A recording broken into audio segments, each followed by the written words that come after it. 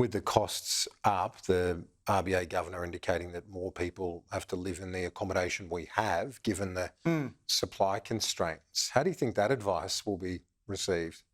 Well, I think Australians already feel that housing squeeze right across the board and recognise that it's a big issue for young Australians. It comes up all the time in my electorate, Kieran. I'll have young couples coming to me at street stalls saying that on too modest incomes, they don't know how they can raise a family and buy a home. It shouldn't be that way, and that's why housing affordability is such a big priority for the government. The big investments in the Housing Australia Future Fund, the investments in homelessness, the investments in the Commonwealth state agreements as well.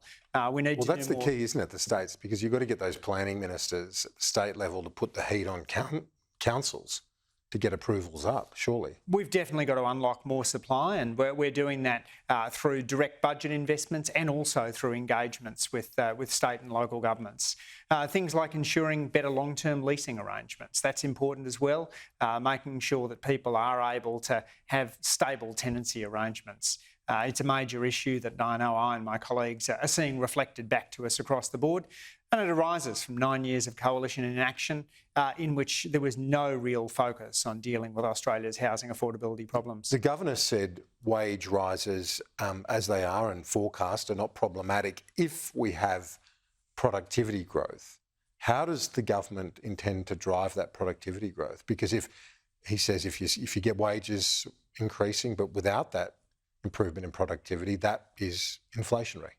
Well, productivity is fundamental to us as a Labor government. We want to invest in institutions, and our competition reforms are a core part of that.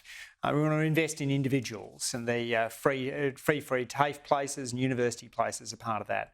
And we've got to invest in infrastructure. So what we're doing, the national broadband network and cost-benefit driven in roads and rail infrastructure is a key part of that as well. Do you need to be careful in terms of the wages, supporting the wages bid? The Treasury Secretary said very clearly we're not in a wage price spiral, and I don't think anyone imagines that I don't think anyone imagines we've got an inflation challenge right now because cleaners and checkout workers are being paid too much. We've got an inflation problem because of busted supply chains the Liberals did nothing to fix in their decade in office, and a war in Ukraine.